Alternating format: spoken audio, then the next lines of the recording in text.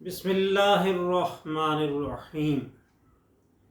محمد الرسول اللہ والذین معه اشداء علی الکفار رحماء بینہم۔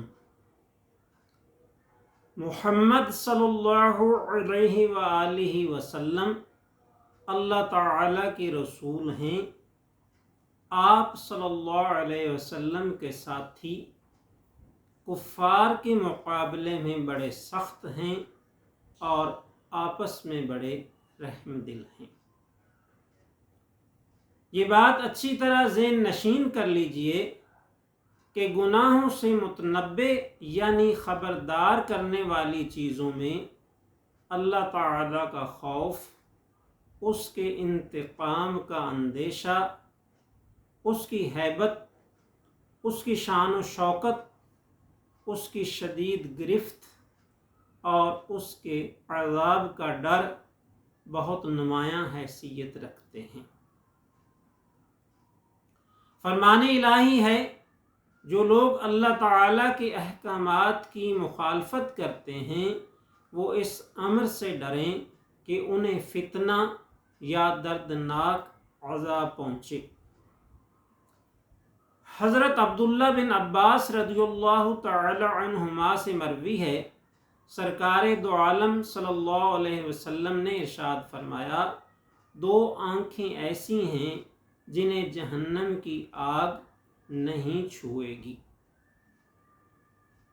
ان میں سے ایک وہ خوش نصیب آنکھ ہے جو نصف شب یعنی آدھی رات کو اللہ تعالیٰ کی عبادت کے لیے بیدار ہوئی اور اللہ تعالیٰ کے خوف سے روئی۔ یعنی وہ شخص جو اس وقت جب آدھی رات کو اللہ تعالیٰ کی رحمت سب سے نچلے آسمان پر نزول فرماتی ہے اور گناہ گاروں کو خود پکار کر کہتی ہے کہ کوئی ہے گناہ گار بخشش کی طلب کرنے والا تاکہ میں اسے بخش دوں، تو ایسے وقت میں جو شخص بیدار ہو کر اللہ تعالیٰ کی بارگاہ میں حاضر ہوتا ہے اور اپنے گناہوں پر شرمندہ ہوتا ہے، ندامت اور شرمندگی سے اس کی آنکھوں سے آنسو جاری ہوتے ہیں، تو ایسے شخص کو جہنم سے آزادی مل جاتی ہے اور جنت اس کا مقدر بنا دی جاتی ہے۔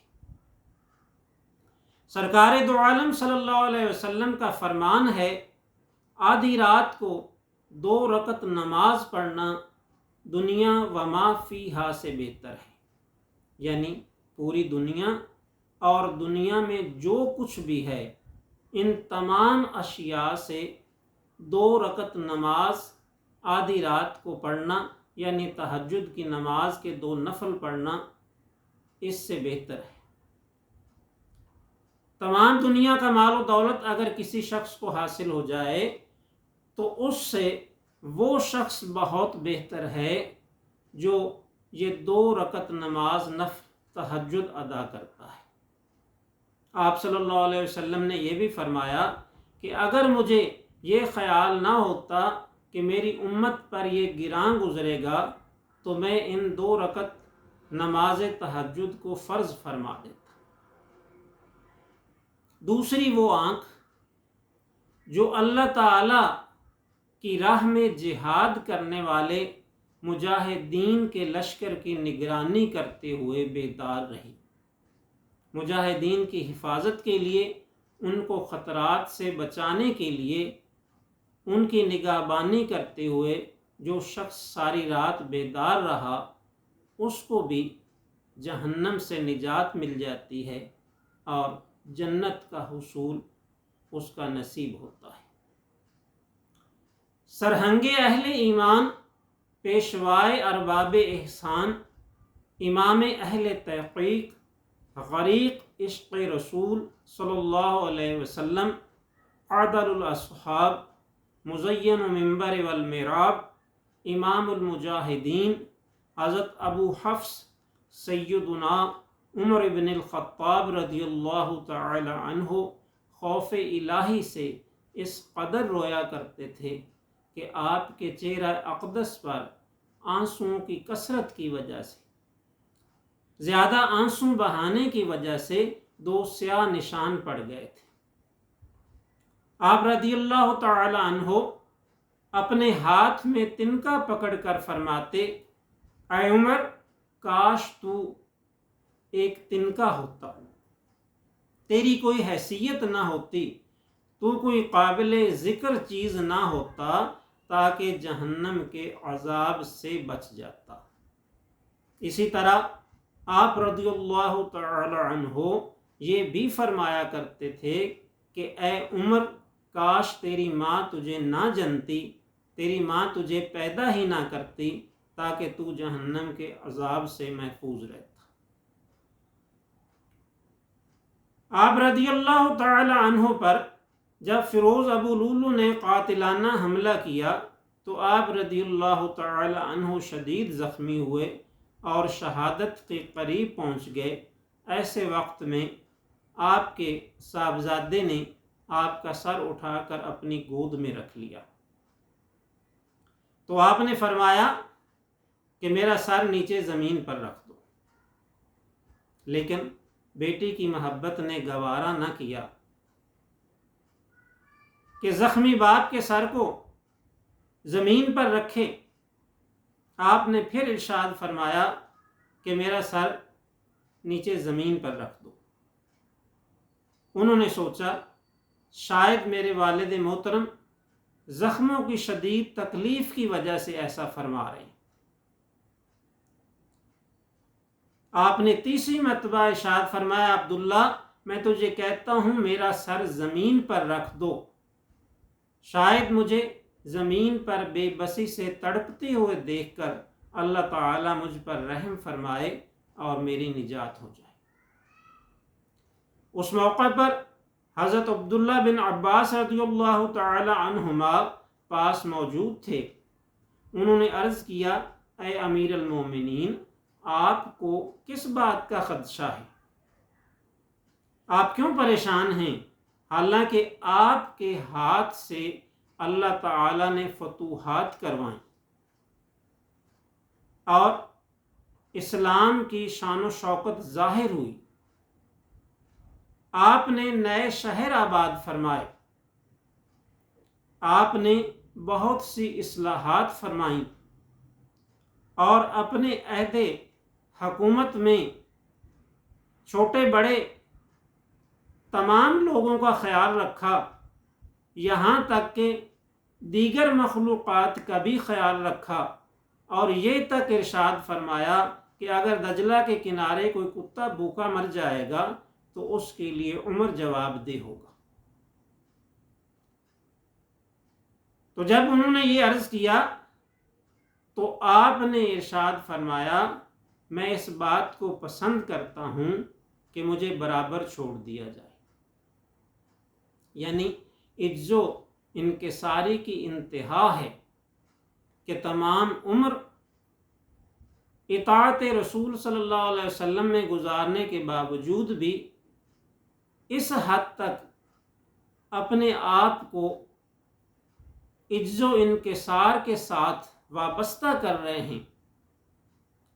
इजहार इज्ज़ में ये फरमाते हैं कि मुझे अगर जन्नत ना भी मिले और मुझे बराबर छोड़ दिया जाए, यानी एराफ ही में रख दिया जाए, तो तब भी मैं अपने लिए इसको बहुत बड़ी कामयाबी समझूंगा। आप रज़ियल्लाहु ताला अन्हु तरीक़त की तरफ आपसे इस कदर रमूज़ व लताइफ़ मज़कूर हैं कि उन सब का अहाता करना मुमकिन नहीं है।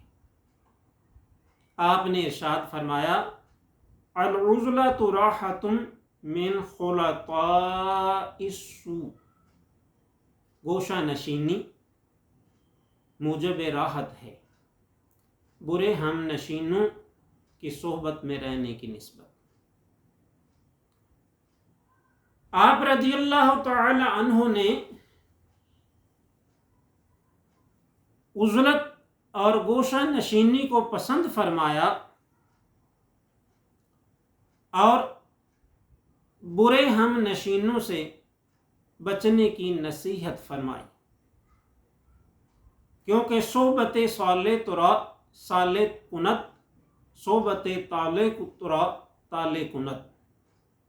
حضرت شیخ سعدی رحمۃ اللہ علیہ فرماتے ہیں، میں ایک دن حمام پہ نہانے کے لیے گیا تو وہاں کسی دوست نے مجھے تحفہ کے طور پر ایک مٹھی مٹی کی پیش کی۔ آپ فرماتے ہیں مجھے حیرت ہوئی کہ تحفے میں تو قیمتی چیزیں دی جاتی ہیں، اس نے مجھے مٹی تحفے میں کیوں دی؟ آپ نے اس مٹی کا جائزہ لیا، ہر طرف سے اسے الٹ پلٹ کر دیکھا، لیکن اس سے عام دیگر مٹیوں کی نسبت کوئی مختلف چیز نظر نہ آئی۔ پھر آپ رحمت اللہ علیہ اس مٹی کو اپنی ناک کے قریب لے گئے، جب ناک کے قریب کر کے اسے سونگھا تو اس سے بڑی پیاری خوشبو آتی ہے، اتنی پیاری خوشبو کہ مشام جاں کو معطر کرتی ہے۔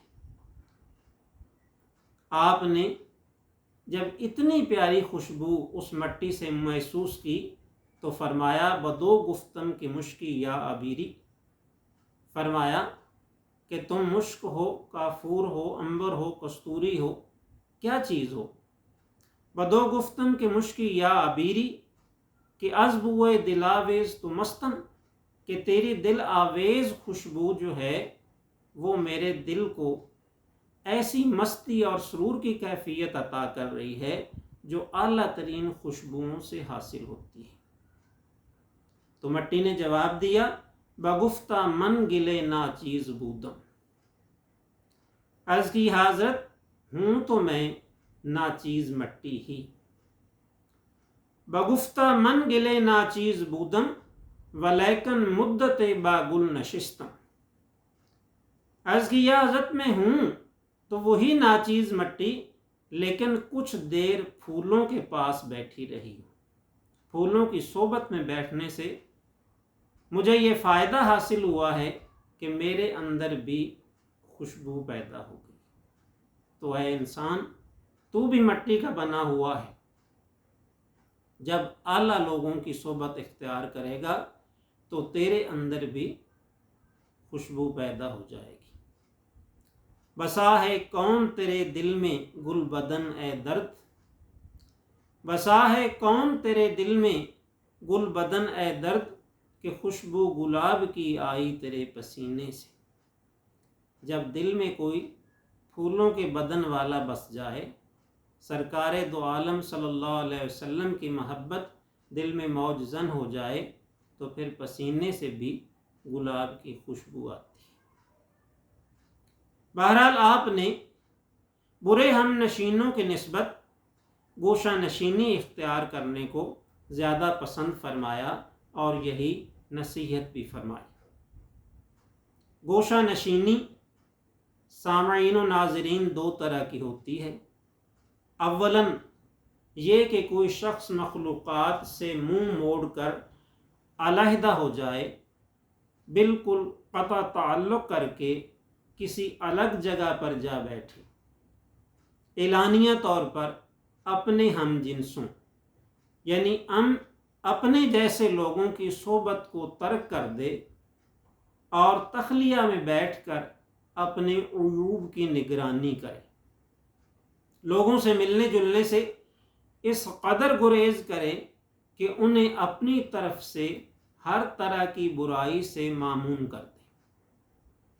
ثانیاً مخلوق سے قطع تعلق دراصل دل سے ہوتا ہے۔ جب دل سے قطع تعلق ہو جائے تو پھر وہ چاہے محفل میں ہو تنہا ہی ہوتا ہے۔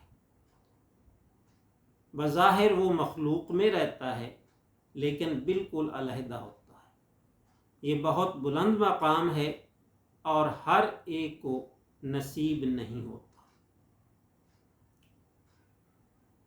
یہ وہ بلند مقام ہے جس پر حضرت فاروق اعظم رضی اللہ تعالی عنہ پورے اترے۔ آپ نے تخلیہ کی راحت کا پتہ دیا۔ بظاہر آپ لوگوں میں منصب امارت پر فائز رہے، بظاہر آپ لوگوں میں منصب امارت پر فائز رہے، یعنی امیر المومنین تھے اور تخت خلافت پر متمکن رہے، خلیفۃ المسلمین تھے، لیکن بباطن آپ مخلوق سے بالکل علیحدہ تھے۔ آپ کے دل میں نہ دنیا کی محبت تھی نہ دنیا والوں کی، آپ کے دل میں صرف اور صرف اللہ تعالیٰ اور اس کے رسول صلی اللہ علیہ وسلم کی محبت تھی۔ آپ کا دل ہمیشہ کے لیے اپنے معبود حقیقی کے ساتھ آویختہ تھا۔ دل میں ہو یاد تیری گوشائے تنہائی ہو، دل میں ہو یاد تیری گوشائے تنہائی ہو، پھر تو خلوت میں عجب انجمن آرائی ہو۔ خطیب ذیشان، شاعر بے بدل حضرت علامہ مولانا نذیر احمد خان واجد صاحب رحمۃ اللہ تعالی علیہ، آپ ایک واقعہ بیان فرمایا کرتے تھے کہ حضرت سیدنا علی المرتضیٰ کرم اللہ تعالی وجہ الکریم، آپ بیان فرماتے ہیں کہ میں نے ایک دن رات کے وقت خواب میں دیکھا کہ مسجد نبوی میں فجر کی نماز کے لیے میں حاضر ہوں۔ سرکار دو عالم صلی اللہ علیہ وسلم نے نماز فجر ادا فرمائی اور اس کے بعد آپ نے مسجد مبارک کی دیوار کے ساتھ ٹیک لگا کے بیٹھ گئے، ٹیک لگا کے تشریف فرما ہوئے۔ اتنے میں ایک شخص حاضر خدمت ہوا، وہ کھجوروں کا ایک طباق لے کر آیا، آپ کی خدمت میں وہ طباق پیش کیا، آپ نے قبول فرمایا اور تمام موجود صحابہ کرام کو رضوان اللہ مجمعین کو ایک ایک کھجور عطا فرمائی۔ حضرت علی کرم اللہ تعالی وجہ الکریم فرماتے ہیں کہ وہ کھجور اتنی خوش ذائقہ تھی، اس کی لذت ایسی اعلیٰ تھی، اور پھر سرکار دو عالم صلی اللہ علیہ وسلم کے مبارک ہاتھ سے ملی تھی۔ میں نے چاہا کہ میں آپ صلی اللہ علیہ وسلم کی خدمت میں عرض کروں کہ یا رسول اللہ صلی اللہ علیہ وسلم، مجھے ایک اور کھجور عنایت فرما دیں۔ آپ بیان فرماتے ہیں کہ میں نے ابھی تک اپنی خواہش کا اظہار نہیں کیا، ابھی سرکار دو عالم صلی اللہ علیہ وسلم سے یہ عرض نہیں کیا کہ مجھے ایک کھجور اور عنایت فرمائیں تو میری آنکھ کھل گئی۔ بیدار ہونے کے بعد آپ فرماتے ہیں کہ میں نماز کی ادائیگی کے لیے مسجد میں پہنچا۔ یہ حضرت فاروق اعظم رضی اللہ تعالی عنہ کی خلافت کا زمانہ تھا۔ آپ نے فجر کی نماز پڑھائی اور پھر اسی طرح نماز کے بعد دیوار سے ٹیک لگا کے بیٹھ گئے، جس طرح سرکار دو عالم صلی اللہ علیہ وسلم کو حضرت علی کرم اللہ وجہہ نے خواب میں بیٹھے ہوئے دیکھا تھا۔ اسی طرح سے ایک شخص کھجوروں کا طباق لے کر آیا، خلیفۃ المسلمین کی خدمت میں پیش کیا، آپ نے قبول فرمایا اور سب موجود صحابہ کرام کو، سب نمازیوں کو ایک ایک کھجور عطا فرمائی۔ حضرت علی کرم اللہ وجہ فرماتے ہیں کہ میں نے بھی کھجور لی، اور جب میں نے وہ کھجور کھائی تو اس کھجور کا ذائقہ بالکل رات والی کھجور جیسا تھا جو رسول اللہ صلی اللہ علیہ وسلم کے ہاتھ سے لے کر خواب میں کھائی تھی۔ تو آپ بیان فرماتے ہیں کہ اس وقت تو